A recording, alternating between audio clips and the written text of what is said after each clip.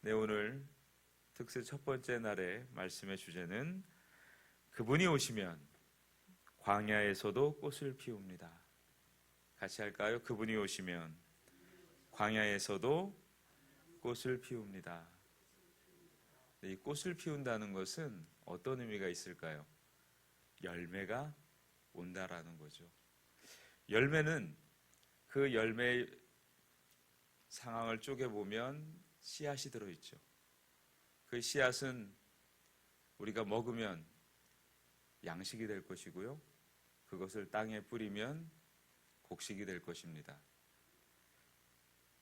그런 의미에서 꽃을 피운다는 것은 회복을 의미하며 그리고 그 이후의 삶에 관한 예표이기도 합니다. 이사야라는 그 성경의 이름의 뜻은 여호와께서 구원하시다라는 뜻이에요. 구원은 신앙의 가장 중요한 가치이자 그리고 신앙의 목표이자 목적입니다. 본질입니다. 예수를 왜 믿습니까? 라고 얘기한다면 바로 구원함을 얻었기 때문입니다. 그리고 구원함을 얻고자 함입니다.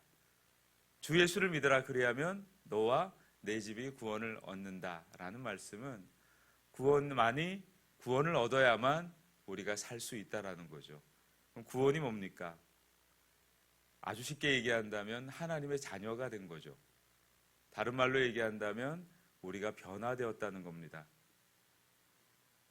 그러나 실제 우리가 살다 보면 그 변화는 겉모양이 아니라 우리의 속, 그리고 우리가 사실 인지할 수 없는 영적인 변화거든요. 그래서 신앙생활 하다 보면 기쁨도 있지만 답답함도 있어요. 왜냐하면 이 영적인 변화는 우리가 알고 있는 육신의 그리고 실체, 육체에 관한 어떤 변화를 이끌어내는 데 있어서 꼭 비례하지는 않습니다.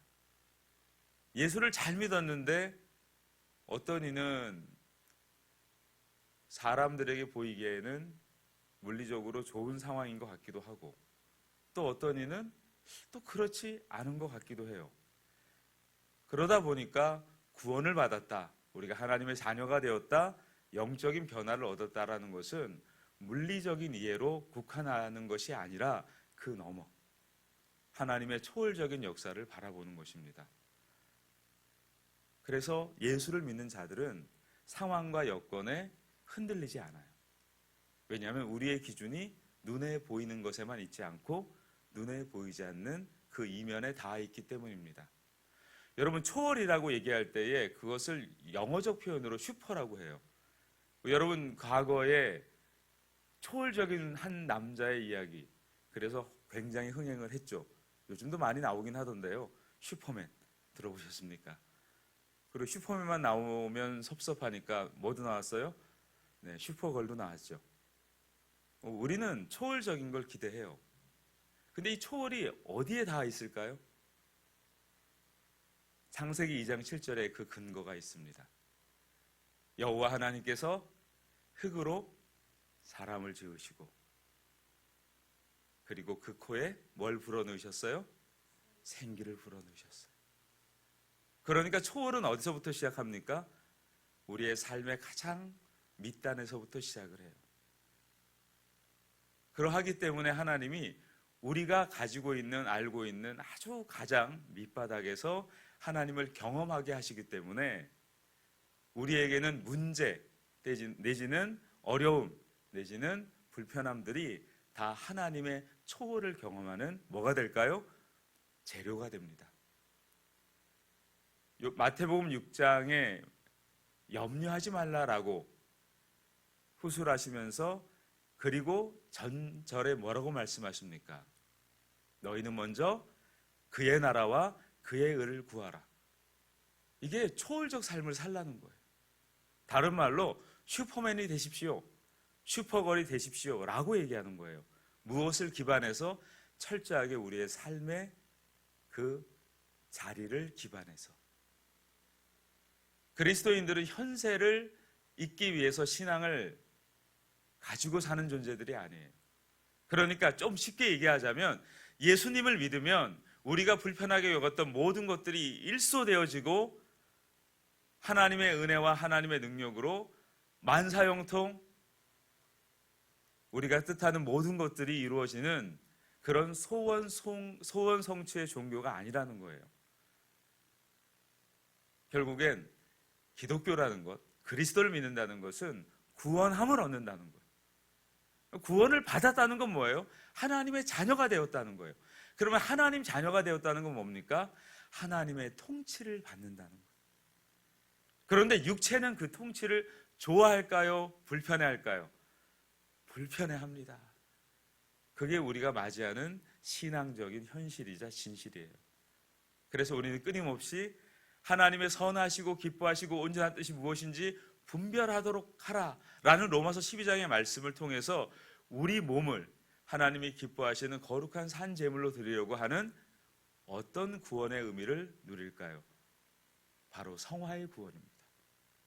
그래서 우리가 칭의의 구원을 받았잖아요. 예수 그리스도를 우리가 구주로 고백한 순간에 우리의 모든 과거의 죄와 그리고 지금 현재의 죄와 미래의 모든 죄가 그리스도 안에서 다 속량받았음을 우리가 믿음으로 말미암아 우리는 더 이상 죄인이 아닌 의인이 되었습니다. 그런데 우리가 아직 뭘 입고 있어요? 육체를 입고 있어요. 그러니까 육체는 좋아하는 게 있어요. 그게 디모데후서 3장에 잘 나와 있습니다. 육체는 뭘 좋아한대요? 일단 자기를 좋아합니다. 자기를 너무 좋아하기 때문에 자기와 맞닿은 그 조금의 불편함도 어려움도 원하지 않아요. 자기를 보존하는 가장 필수적인 수단이 있죠. 그래서 디모데후서 3장에 보면 자기를 사랑한다는 그 전제 아래 19가지의 뭐가 나옵니까? 자기 사랑의 보존에 관한 이야기가 나와요. 그 첫 번째 이어 등장하는 게 뭔지 아십니까? 돈을 사랑한대요. 여러분, 돈이 뭔 잘못입니까? 돈을 사랑하는 게 잘못이지. 여러분, 물질 미워하지 마십시오. 물질은 인격체가 아니고 그는 그냥 그 존재는 인간의 필요를 위해 있을 뿐입니다. 바리새인들이 예수님을 어쨌든 올가매려고 시험을 참 많이 했잖아요. 대표적인 그 예수님이 인용하신 말씀 가운데 가이사의 것은 가이사에게, 하나님의 것은 하나님에게로 라고 말씀하세요. 이 내용이 뭘까요? 사람에게 있어서 이중적 잣대가 신앙을 굉장히 모호하게 만든다는 거죠. 특히 바리새인들이 그랬어요. 여러분, 이 동전의 과거에는 뭐 지금도 그렇지만 늘 어떤 게 그려져 있고 새겨져 있습니까? 그 당시에 권력자들의 초상이 그려져 있잖아요. 여러분, 10계명의 제일 첫 번째 계명이 뭘까요? 나 위에 다른 신을 두지 말라는 거예요. 그러니까 이 동전이 결국엔 뭐예요? 우상이잖아요. 이 우상을 가지고 곡식도 사고 또 번제해드릴 예물도 살 거 아닙니까? 그러면은 우상으로 하나님께 예배하는 거잖아요. 얼마나 모순이에요.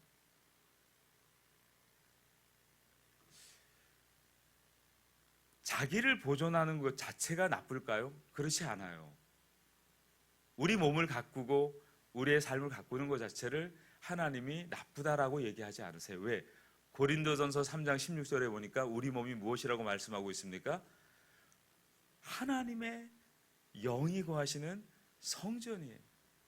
그러니까 우리가 육체를 소중히 여기고 육체와 맞닿아 있는 삶을 가꾸는 것은 하나님께서도 마땅히 기뻐 여기시는 바가 됩니다. 그런데 자기를 사랑한다는 건 어떤 의미일까요? 하나님이 통치하시고 다스리시는 우리의 삶이 아닌 오직 자신이 주인 되는 그 삶을 경계하는 거예요. 그 삶이 되는 순간에 어떻게 될까요? 19가지의 가장 첫 번째로 나오는 돈, 물질이 우리의 인생을 지배하기 시작합니다. 번영이라는 단어는 좋은 거예요. 이 번영이란 단어의 첫 시작점이 어디에 있을까요? 창세기 1장 28절입니다. 하나님이 인간을 창조하시고 나서 인간에게 명령하셨습니다. 생육하고 번성하여 땅에 충만하고 땅을 정복하고 다스리라고요. 그러니까 번영은 하나님의 뜻이에요. 그런데 그것이 하나의 주의, 그것이 기준이 돼버리면 그것은 우상이 돼버립니다. 그래서 하나님의 형상인 우리가 하나님의 통치를 받으면 하나님을 영화롭게 하며 우리는 그분을 즐거워하는 인생이 되는데, 하나님의 형상인 우리가 우리 스스로가 통치의 주체가 돼버리면 그게 우상이 돼버리는 거예요. 이게 종이 한 장 차이. 형상과 우상의 표현이 다르지 않아요. 그래서 우리가 하나님의 통치를 받으면 하나님의 영광을 보게 되는 거고, 우리가 우리 스스로를 다스리려고 하면 우리는 하나님의 영광을 보지 못하는 거죠. 그러면 하나님의 영광을 보지 못하는 순간에 우리의 삶은 어떻게 될까요? 영광이 아닌 삶, 하나님의 영광이 머무르지 않는 삶, 그것이 창세기 4장 이후에 등장하고 있는 인류의 모습입니다. 끊임없이 우리는 불안과 염려 속에서 탑을 쌓아 올려야 되고요. 그리고 우리는 형제라도 우리를 불편하게 만들면 죽여야 되며, 그리고 오늘 우리가 읽었던 이사야서 그 내용의 전체를 살펴본다면 유다, 그리고 그 이전에 있었던 에브라임, 북이스라엘은 하나님의 통치가 아닌 그들 스스로가 통치의 주체가 됐을 때 그들에게 있어서의 전쟁은 필연적인 삶의 연장이었습니다. 그러니까 하나님의 통치는 결국에 무엇을 불러일으킬까요? 샬롬이에요. 그래서 육체는 그걸 원하지 않아요. 그런데 그 육체를 쳐서 하나님의 통치를 받으면 어떤 일이 일어날까요? 샬롬이 임해요. 그 샬롬이 왜 중요하느냐? 예수님은 요한복음 14장에 이렇게 말씀하셨습니다. 세상이 줄 수 없는 것. 여러분, 평안이 얼마나 중요한 줄 아십니까? 이게 물질로 교환 가치를 일으킬 수 없는 거예요. 여러분이 과거의 인생과 지금의 삶을 돌이켜 보십시오. 많이 가졌기 때문에 평안하십니까? 아니면 가지지 못했기 때문에 평안하지 못하십니까? 그게 아니에요. 신앙을 조금만 통찰력 있게 바라보면 평안은 하나님이 주시는 것이고, 그것이 있게 됐을 때 우리가 무엇이 있다 없다가 문제가 되지 않았어요. 그게 신앙이에요. 그런데 그게 아닌 경우에는 있는 것도 문제가 되었고 없는 것도 문제가 되었습니다. 이것을 우리 먼저 믿은 세대가 하나님의 지혜로서 깨닫고 다음 세대에 전하는 것이 우리의 사명이에요. 그게 우리의 미션이에요. 그것이 우리가 이 땅에 존재하는 이유입니다. 왜일까요? 생육하고 번성하래잖아요. 땅에 충만하고 땅을 정복하고 다스리래잖아요. 그래서 인류에게 있어서 하나님께서 주시는 가장 큰 복이 뭡니까? 바로 우리가 부모가 되는 거예요. 그게 인류에게 허락한 하나님의 형상의 가장 핵심이에요. 여러분, 부모가 되었다는 건 뭘 의미합니까? 자녀가 있다는 거예요. 자녀가 있다는 건 뭐예요? 그 부모의 형상을 닮은 존재라는 거예요. 마치 하나님이 우리가 우리의 형상대로 사람을 만들자라고 하신 그 말씀이 오롯이 이루어진 게 뭡니까? 부모와 자녀 사이예요. 그 자녀가 또 자녀를 낳았네요. 제가 아는 목사님이 손주를 보셨는데 과거에 나이가 좀 있으시거든요. 이런 말씀 하시더라고요. 달라요 그러더라고요. 뭐가 달라요 했더니 다르대요. 저는 경험을 아직 못 해봐서 모르겠지만 정말 다르대요. 자녀는 정말 귀하고 소중하대요. 그런데 손주는 정말 귀엽고 소중한데 어떤 조건, 어떤 가림도 없이 다 주고 싶대요. 그러니까 자녀들은 기대하는 바가 있으니까 뭔가의 어떤 전제가 있어요. 잘 커야 되니까. 근데 손주들도 물론 그런 게 있지만 그냥 다 주고 싶대요. 그러는지 전 잘 모르겠어요. 손주가 계신 분들은 그걸 아실 거라고 생각이 됩니다. 그러신가요? 목사님이 그러시더라고요. 다 주고 싶대요. 하나님도 그러시겠죠. 하나님의 형상인 우리가 우리의 닮은 형상을 출생했을 때 하나님은 그 세대에게 얼마나 큰 관심이 있겠습니까? 근데 여러분 참 안타깝습니다. 우리가 이 선교와 전도에 관한 이야기를 하게 될 때 미종족 전도라고 해요. 참 소중하죠. 복음화율이 3%밖에 안 됩니다.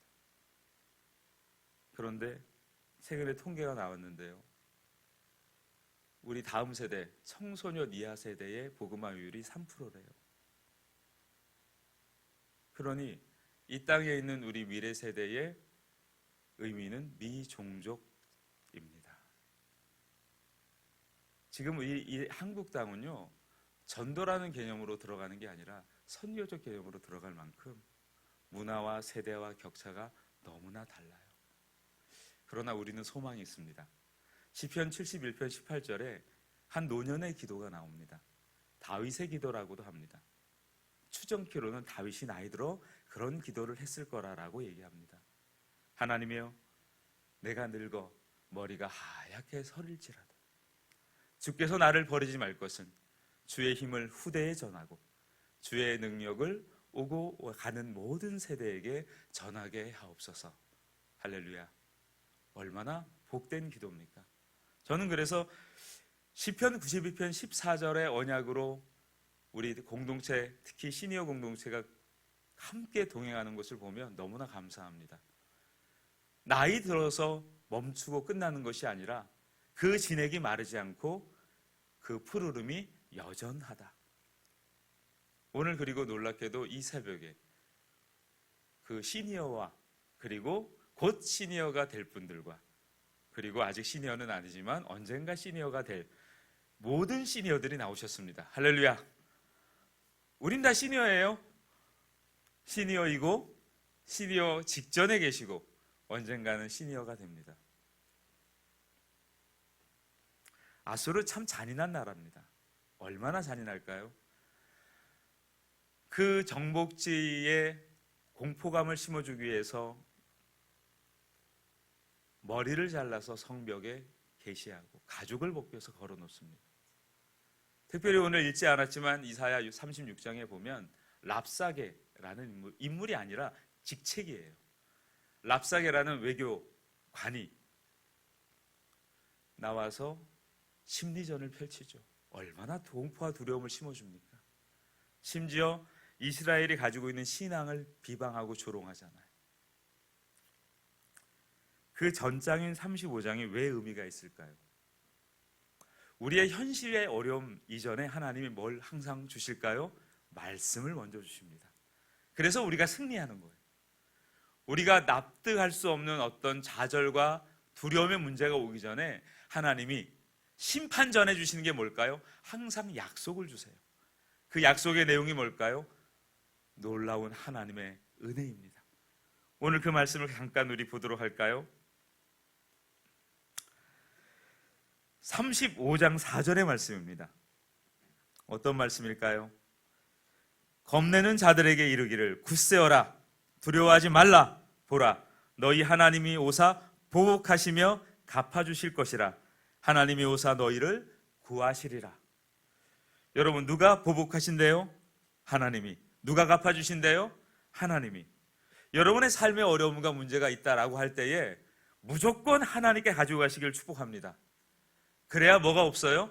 뒤끝이 없어요.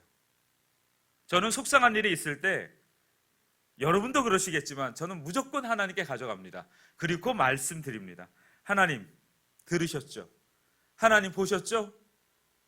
저 정말 화딱지나고 열딱지나고 정말 뒤집어 엎고 싶습니다. 그리고 조금 하나님께 양해를 구하고 거친 말도 내뱉습니다. 그런데 놀랍게 그렇게 기도하면 찾아오는 게 뭘까요? 같이 할까요? 샬롬. 샬롬이 찾아와요. 근데 사람들에게 얘기하면 어떤 문제가 일어날까요? 일단 속은 시원해요. 근데 샬롬은 잘 안 와요. 그리고 불안해요.